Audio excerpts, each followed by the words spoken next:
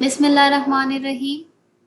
In this video, we will discuss Chemistry 9th chapter number 2, Understanding 2 paper. There are 18 questions in this paper, 4 long and 14 short questions. So question number 1 is, from where has the word atom been derived? So answer is, word atom has been derived from a Latin word atomus, meaning indivisible. Okay.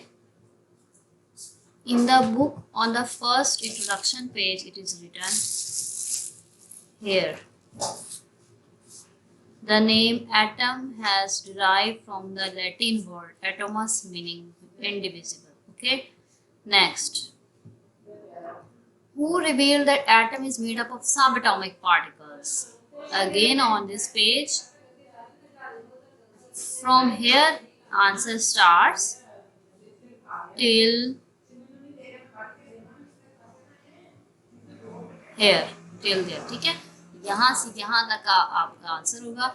इसमें ये है कि 19वीं century के and तक तो यही समझा जाता था कि एटम इंडिविजिबल है, एटम को फर्दर डिवाइड नहीं कर सकते क्योंकि वो इतना छोटा है कि सबसे छोटी चीज एटम ही है, इससे छोटी चीज कोई हो ही नहीं सकती.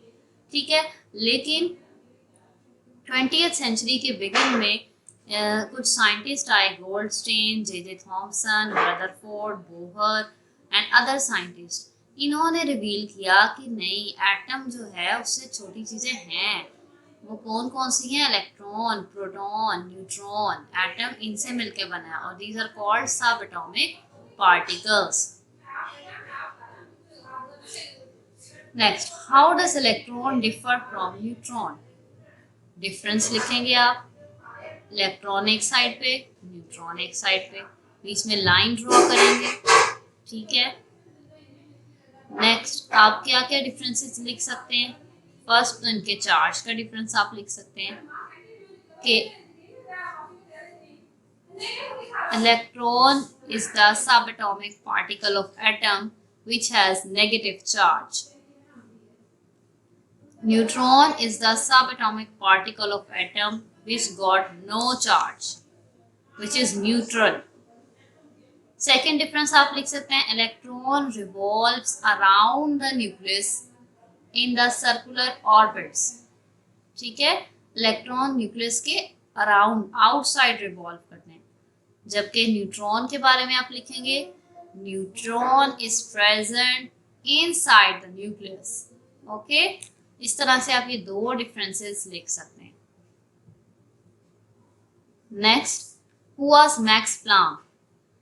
Okay, max Planck was a scientist who gave quantum theory, the famous quantum theory, जिसको फिर बोहर ने यूज किया था for making his model.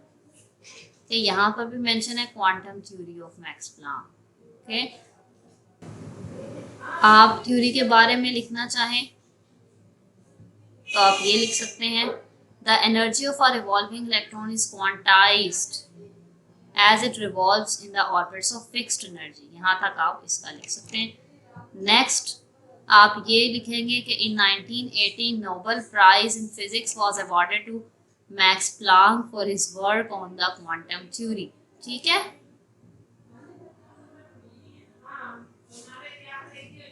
Okay, next. How was it shown that atomic nuclei are positively charged? Okay, so Bohr और Rutherford ने ये चीज prove की थी. रदरफोर्ड का अगर आप मॉडल देखें, उसके रिजल्ट्स के अंदर ये मेंशन है, दिस सेकंड पॉइंट. ठीक है, आप पहले लिखेंगे कि Rutherford bombarded alpha particles on a gold foil. ठीक है, कि रदरफोर्ड ने गोल्ड फॉइल के ऊपर अल्फा पार्टिकल्स गिराए. देन फिर आप ये वाला पॉइंट लिखेंगे, the deflection of few particles prove that there is a centre of positive charges in an atom which is called nucleus of an atom. ठीक है, आप लिखेंगे बच्चों, क्योंकि आपको पता है कि अल्फा पार्टिकल्स के ऊपर प्लस चार्ज होता है. तो जो न्यूक्लियस है उसके ऊपर भी ज़रूर प्लस चार्ज ही होगा, तभी तो अल्फा पार्टिकल्स उससे रिपेल होके वापस आ गए, डिफ्लेक्ट हो गए। ठीक है, डिफ्लेक्ट तभी हुए जबकि उनके ऊपर, जबकि न्यूक्लियस के ऊपर प्लस चार्ज है। इससे साबित हुआ कि nucleus got the positive charge. ठीक है, यहाँ पे आप मेंशन भी कर दें साथ कि alpha particle has positive charge, that's why it get deflected from the positively charged nucleus. Next, how can you prove that angular momentum is quantized? आगे उसने हिंट दिया है, फर्स्ट ऑर्बिट का angular momentum mvr is equals to nh/2 pi। इसमें n जो है वो 1 के इक्वल है क्योंकि फर्स्ट ऑर्बिट की बात कर रहे हैं। ठीक है, 1 लिखा और h की वैल्यू पुट की, ये h की वैल्यू है। ठीक है, 1 इसलिए शो नहीं किया क्योंकि वो ना भी लिखेंगे तो खैर है, 1 के साथ इसको मल्टीप्लाई करेंगे फिर भी यही आएगा। डिवाइडेड बाय 2 मल्टीप्लाई पाई की वैल्यू लिखी, सॉल्व किया तो इसका आंसर आया 1 इंटू 10⁻34। ये फर्स्ट ऑर्बिट का उसने एंगुलर मोमेंटम निकाल के दिखाया। ठीक है, तो आप कैसे प्रूव करेंगे? आप सेकेंड ऑर्बिट का भी निकाल लें, थर्ड का भी इसी तरीके से निकाल लें। एन की जगह पे आप 2, एन की जगह पर 3 पुट करते जाएं और इसी तरीके से सॉल्व कर लें। तो आप फिर बता दें, लास्ट में आप एक स्टेटमेंट लिखते हैं कि this shows that every orbit has fix angular momentum, that's why angular momentum is quantized. Okay, तो ये आप लिखेंगे। नेक्स्ट क्वेश्चन है आपके पास, why does an electron first fill 2p orbital and then 3s orbital? तो डियर स्टूडेंट्स, इसका answer क्या होगा कि because 2p orbital has less energy than 3s orbital. ठीक है, जिसकी एनर्जी बच्चों कम होती है वो पहले फिल होता है, जिसकी एनर्जी ज़्यादा होती है वो बाद में फिल होता है। U235 fission produce 2 atom of which element? इसमें आपने एटम्स के नाम लिखने हैं। ठीक है, और उनके जो एटॉमिक नंबर वगैरह यानी आप वो भी लिखें। इक्वेशन आप बल्कि पूरी लिखेंगे, आपके पास यहाँ पर इक्वेशन प्रेजेंट है, दिस वन। ठीक है, तो U235 जब ब्रेक होता है आपके पास 2 न्यूक्लियाई बनते हैं, एक बेरियम और एक क्रिप्टॉन। ठीक है, इसका मास है 139 और एटॉमिक नंबर है 56। क्रिप्टॉन का मास है 94, एटॉमिक नंबर है 36। Next, when U235 breaks up, it produces a large amount of energy. How is this energy used? ठीक है, ये भी वहीं पर नीचे लिखा हुआ है, आप इक्वेशन लिखेंगे, फिर आगे आप लिखेंगे कि a large amount of energy जो रिलीज हुई है ये किस काम आती है कि ये वाटर को हीट करके स्टीम में कन्वर्ट कर देती है इन द बॉयलर्स। फिर स्टीम जो है उसकी वजह से टरबाइंस चलते हैं और उससे इलेक्ट्रिसिटी जनरेट होती है। तो इस तरह से इस एनर्जी का यूज आता है। Next, why do the isotopes of an element have different atomic मास? ठीक है, एटॉमिक मास आइसोटोप्स का डिफरेंट क्यों होता है? बिकॉज उनके नंबर ऑफ न्यूट्रॉन डिफरेंट होते हैं। ठीक है, isotopes have different atomic mass because their number of neutrons are different. ठीक है, आप हाइड्रोजन के आइसोटोप्स के साथ एग्जांपल्स लिख सकते हैं, प्रोटियम, ड्यूट्रियम और ट्रिटियम की। ठीक है, नेक्स्ट, इफ एन एलिमेंट का एटॉमिक नंबर 13 है और एटॉमिक मास 27 है, how many electron are there in each atom? ठीक है बच्चों, तो जो एटॉमिक नंबर होता है वो क्या होता है, डेफिनेशन आपको याद हो, अगर पिछले चैप्टर में आपने पढ़ी है, atomic number is the number of proton. तो 13 इसके नंबर ऑफ प्रोटॉन है, तो जितने नंबर ऑफ प्रोटॉन होते हैं उतने ही नंबर ऑफ इलेक्ट्रॉन होते हैं उस एटम में। ठीक है, तो उसने इलेक्ट्रॉन्स ही पूछा, यानी 13 ही इलेक्ट्रॉन्स की तादाद है। Next, which element has not any neutron in its atom? तो hydrogen is the element which has not any neutron in its atom. Next, explain isotopes of chlorine. ठीक है, आपके पास क्लोरीन के आइसोटोप्स दिए गए हैं यहाँ पर। Isotopes of chlorine, there are 2 isotopes of chlorine, chlorine 3517, chlorine 3717। Okay, next, give two observations of Rutherford's model. आप कोई भी दो ऑब्जर्वेशंस मेंशन कर सकते हैं, ठीक है। एक तो आपने अभी पॉजिटिव चार्ज वाली पढ़ी है कि न्यूक्लियस के पॉजिटिव चार्ज की वजह से अल्फा पार्टिकल्स डिफ्लेक्ट होते हैं, कि ये हो गई। एक आप ये लिख दें कि मोस्ट ऑफ द पार्टिकल्स जो हैं वो डिफ्लेक्ट नहीं हुए, वैसे ही गुजर गए, स्ट्रेट गुजर गए, ठीक है, अल्फा पार्टिकल्स। इसका मतलब है एटम का ज़्यादातर हिस्सा जो है वो खाली है, एम्प्टी है। नेक्स्ट, ई बीप्स तालीमो तरबियत और इम्तहानों की तैयारी का जदीद और अपनी किस्म का एक मुनफरिद निज़ाम है जो आपको घर बैठे ऑनलाइन तरीके से ना सिर्फ इम्तहानों की तैयारी खसूसी अंदाज में करवाता है, बल्कि ये भी बताता है कि आपकी अब तक की तैयारी का मायार क्या है, तैयारी में क्या क्या खामियां हैं, ये खामियां कौन सी किताब के कौन से हिस्से में हैं, कौन सी गलती आप बार बार दोहराते हैं और अब तक के दिए गए पर्चों में आप ये गलती कितनी बार दोहरा चुके हैं, और किस किस सवाल में आपने ये गलती दोहराई है, इस गलती को दूर कैसे किया जा सकता है। इसके अलावा पर्चे हल करने की तरकीब यानी प्रेजेंटेशन में क्या क्या गलतियां बार बार दोहराते हैं और अब तक के दिए गए पर्चों में वो गलतियां कितनी बार दोहरा चुके हैं, और किस किस पर्चे में आपने ये गलती दोहराई है और इस गलती को दूर कैसे किया जा सकता है। आपकी लिखाई यानी हैंड राइटिंग का मायार क्या है और उसको कैसे बेहतर किया जा सकता है। long questions. How are cathode rays produced? Write their 5 major characteristics. Okay, so आप कैथोड रेज का सब कुछ उसमें बयान करेंगे। आपको एक्सपेरिमेंट का भी 1 मार्क मिलेगा, फिर प्रॉपर्टीज 5 प्रॉपर्टीज लिखने के आपको 2 मार्क्स मिलेंगे, कंक्लूजन लिखने का भी 0.5 मिलेगा, और डायाग्राम का मार्क्स भी लाजमी होगा 1.5, ठीक है। ये मार्किंग कैटेगरीज वीडियो में तो शो हो रही हैं लेकिन पेपर के दौरान आपको शो नहीं होंगी, इसलिए आपको वही याद रखना पड़ेगा कि आपको हर चीज़ मेंशन करनी है। Okay, so here you have cathode rays and discovery of electron. Okay, तो 1895 में सर विलियम क्रूक साइंटिस्ट हैं जिन्होंने एक डिस्चार्ज ट्यूब बनाई, ठीक है। उसके अंदर उसने एक गैस फिल की, ठीक है। उस गैसेस में से उसने इलेक्ट्रिक करंट पास किया, ठीक है, और गैस का अंदर प्रेशर बहुत ही कम रखा, ठीक है। गैस का प्रेशर इसलिए कम रखा क्योंकि जब हमारे पास रेज प्रोड्यूस होंगी तो हमें वो रेज नज़र भी आए, ये ना हो कि अंदर गैस इतनी ज़्यादा प्रेजेंट हो कि रेज नज़र ही ना आए। इसीलिए उसने गैस का प्रेशर बहुत कम रखा, यहाँ वैक्यूम पंप लगाया ताकि गैस का प्रेशर एडजस्ट किया जा सके, ठीक है।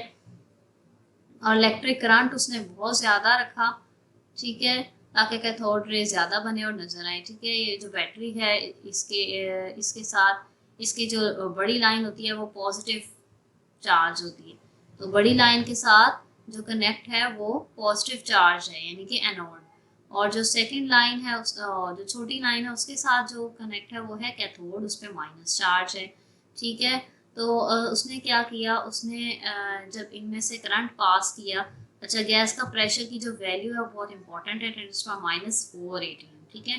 जब हाई वोल्टेज करंट पास हुआ इस गैस में से तो शाइनी रेज निकली, ठीक है, और वो एनोड की तरफ जा रही थी, ठीक है, लेकिन वो निकली कैथोड से थी, दैट्स वाई उसने उनको कैथोड रेज का नाम दिया, ठीक है। नेक्स्ट उसकी प्रॉपर्टीज आ जाती हैं, ठीक है। 5 आपने लिखनी है, कोई से भी आप 5 लिख दें, ठीक है। पहले तो ये कि वो रेस स्ट्रेट लाइन में ट्रेवल कर रही हैं, आप देख सकते हैं बिल्कुल सीधी जा रही हैं, और कैथोड जो है इसके परपेंडिकुलर जा रही है, कैथोड सीधा है और ये उस तरफ जा रही है, यानी ये 90 डिग्री का एंगल बन रहा है इन दोनों के दरमियान, परपेंडिकुलर जा रही है। सेकंड है कि अगर इनके दरमियान में कोई ओपैक ऑब्जेक्ट रख दिया जाए, यानी कोई भी ऐसा ऑब्जेक्ट, ओपैक का मतलब है कोई भी लकड़ी का ऑब्जेक्ट जिसमें से ना हीट गुजरे ना लाइट गुजर सकती है, ठीक है।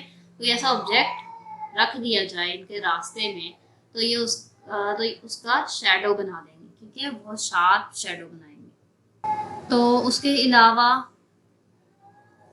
जब हम इन्हें इलेक्ट्रिक फील्ड में रखते हैं, इलेक्ट्रिक फील्ड क्या होती है, जिसके अंदर एक पॉजिटिव प्लेट होती है और एक नेगेटिव प्लेट होती है, ठीक है। तो क्योंकि कैथोड रे के ऊपर नेगेटिव चार्ज है तो ये पॉजिटिव प्लेट की तरफ अट्रैक्ट होंगे, ठीक है, पॉजिटिव की तरफ जाना चाहेंगे। तो इससे पता चलता है कि इनके ऊपर नेगेटिव चार्ज ही था, क्योंकि ये पॉजिटिव प्लेट की तरफ रिफ्लेक्ट हो गई। ठीक है, तो proof that they are negatively charge. Next, जब जिस भी बॉडी के ऊपर गिरती हैं उसका टेम्परेचर रेस कर देती हैं। ठीक है, टेम्परेचर बढ़ा देती हैं। उसके अलावा जे थॉमसन साइंटिस्ट है जिन्होंने इसकी charge to mass ratio discover की। ठीक है, और उसके अलावा नीचे ये 5 प्रॉपर्टीज होंगी। उसके अलावा कंक्लूजन्स में आप ये सारा कुछ लिखेंगे। कह रहा है कि इससे सब कंक्लूजन हम ये निकालते हैं कि जो कैथोड रेस की नेचर है वो गैस की नेचर पे डिपेंड नहीं करती, कि डिस्चार्ज ट्यूब में कोई सी भी गैस हो या कोई भी कैथोड का मटेरियल हो उस पर डिपेंड नहीं करती, कैथोड रेस निकलेंगी ही निकलेंगी। ठीक है, तो इससे पता चलता है कि हर गैस की कोई सी भी गैस डालें, हर गैस के अंदर ही इलेक्ट्रॉन्स होते हैं। ठीक है, दैट्स वाई उन्होंने कैथोड रेस को ही इलेक्ट्रॉन्स का नाम दिया। ठीक है, और इसने ये भी साबित किया कि हर मटेरियल में इलेक्ट्रॉन्स पाए जाते हैं। ठीक है, उसके अलावा उन्होंने कहा कि जब ये ओपैक ऑब्जेक्ट का शैडो बनाती हैं तो इसका मतलब है कि they are not rays, they are material particles. ठीक है, क्योंकि कोई पार्टिकल हो तो उसका ही शैडो बनता है। जैसे हम हैं, हम सूरज के आगे खड़े हो जाए तो हमारा शैडो बनता है। ठीक है, तो कोई चीज़ हो, कोई मैटर हो तो ही उसका शैडो बनता है। तो इसलिए ये जो रेस थी ये भी कहा गया, ये चीज़ यहाँ पे साबित की गई कि ये रेज नहीं है, ये पार्टिकल्स हैं। ठीक है, उसके बाद इनको इलेक्ट्रॉन्स का नाम दिया गया। ठीक है, और क्योंकि तमाम मटेरियल्स ही एटम से मिलके बने हैं तो हर मटेरियल में इलेक्ट्रॉन्स हैं, तो electrons are fundamental particles of atom. Okay, second long question है, how were neutrons discover, write down their properties. ठीक है, आपने हिस्ट्री पहले लिखनी है, 1 मार्क मिलेगा, फिर आप एक्सपेरिमेंट लिखेंगे, फिर आप प्रॉपर्टीज लिखेंगे। लाइक ये न्यूट्रॉन है। ठीक है, तो इसकी हिस्ट्री में ये है कि रदरफोर्ड जो था उसने सबसे पहले ये एक्सप्लेन किया था कि जो mass of electron, mass of an atom है, अगर हम एक एटम का मास निकालें तो वो सिर्फ इलेक्ट्रॉन और प्रोटॉन के साथ ही निकल सकता है। उसने ठीक है, उसने और किसी पार्टिकल का नाम नहीं लिया। लेकिन फिर 1922 में उसने प्रिडिक्ट किया कि नहीं, कुछ न्यूट्रल पार्टिकल भी प्रेजेंट होते हैं एटम के अंदर प्रोटॉन के साथ। ठीक है, प्रोटॉन के साथ कोई ऐसे पार्टिकल होते हैं जिनका मास प्रोटॉन के इक्वल होता है, वो भी प्रेजेंट होने चाहिए, लेकिन उनके ऊपर कोई चार्ज नहीं होता। ठीक है, तभी तो एटम न्यूट्रल है ना, तो न्यूट्रॉन के ऊपर कोई चार्ज नहीं होना चाहिए, क्योंकि प्रोटॉन पे प्लस चार्ज, इलेक्ट्रॉन पे माइनस चार्ज, वो तो कैंसिल हो गए। तो न्यूट्रॉन पे अगर कोई चार्ज होता तो फिर तो एटम के ऊपर चार्ज आ जाता, लेकिन एटम न्यूट्रल है तो इट मीन्स न्यूट्रॉन्स ऐसे पार्टिकल है जिन पे कोई चार्ज नहीं होता। ठीक है, फिर साइंटिस्ट ने ऐसे पार्टिकल की तलाश शुरू कर दी। फिर 1932 में चैडविक ने न्यूट्रॉन डिस्कवर किया। उसने अल्फा पार्टिकल्स को बम्बार्ड किया बेरिलियम के ऊपर, बेरिलियम टारगेट लिया। ठीक है, तो उसने देखा कि रेडिएशंस एमिट होती हैं जो कि हाईली पेनिट्रेटिंग है, यानी कि किसी भी मैटर के अंदर तक चली जाती है। ठीक है, लाइक ये बेरिलियम है, इसका मास है 9, एटॉमिक नंबर है 4, हीलियम का मास है 4, एटॉमिक नंबर है 2। ठीक है, जब इन दोनों का रिएक्शन हुआ तो एक कार्बन का एटम बन गया और साथ में एक न्यूट्रॉन डिस्कवर हुआ। न्यूट्रॉन का मास होता है 1 और चार्ज है जी 0। ठीक है, तो बाकी ये जो यहाँ पर जितना भी मास होगा उतना ही इक्वल के उस साइड पे भी मास होना चाहिए, रिएक्शन के उस साइड पे, तभी ये बैलेंस होगा। ठीक है, जैसे यहाँ पे 9 और 4 कितने हुए, 10, 11, 12, 13, टोटल 13 मास है, इधर भी 13 ही होना चाहिए। तो एक तो न्यूट्रॉन हो गया, तो बाकी 12 वाला कोई एटम होना चाहिए जिसका मास 12 हो। तो कार्बन का मास ही 12 होता है, इसलिए यहाँ पे कार्बन आ गया। ठीक है, प्रॉपर्टीज है न्यूट्रॉन्स की। पहली प्रॉपर्टी है कि न्यूट्रॉन पे कोई चार्ज नहीं होता, दे आर न्यूट्रल। सेकंड है बहुत ज़्यादा पेनिट्रेट करती हैं, किसी चीज़ के अंदर तक चली जाती हैं। थर्ड है कि इनका जो मास है वो प्रोटॉन के मास के ऑलमोस्ट इक्वल है। ओके, नेक्स्ट क्वेश्चन है जी, एक्सप्लेन इलेक्ट्रॉनिक कन्फिग्रेशन और राइट इट्स रूल। ठीक है, आपने इसका रूल लिखना है और इसकी इलेक्ट्रॉनिक कन्फिग्रेशन के बारे में बताना है।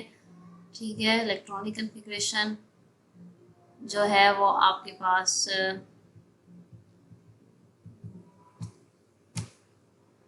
ठीक है इस पेज पर प्रेजेंट है, ये आप सारा इसमें लिखेंगे, पेज नंबर 34। ठीक है, तो ये क्या कहती है इलेक्ट्रॉनिक कन्फिग्रेशन। अच्छा, ये वाला पेज जो है ना, इसके अंदर तो बच्चों शेल्स और सब शेल्स के बारे में बताया हुआ है, ये आप यहाँ पर नहीं लिखेंगे। इससे जो नेक्स्ट पेज है वो